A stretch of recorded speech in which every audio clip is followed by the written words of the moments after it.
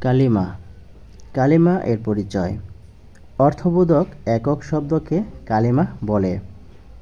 অর্থবোধক একক শব্দকে কালিমা, বাংলায় পথ বলে।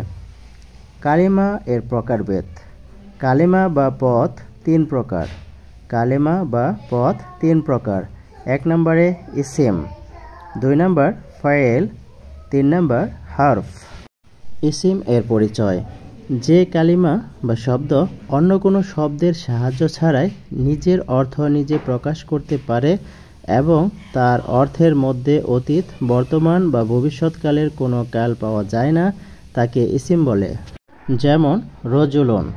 রজুলুন মানে হলো একজন পুরুষ, এর মধ্যে কোনো কাল পাওয়া যায় না। অর্থবোধক একক শব্দকে কালিমা বলে। কালিমা তিন প্রকার, যথা ইসিম, ফেল, হরফ।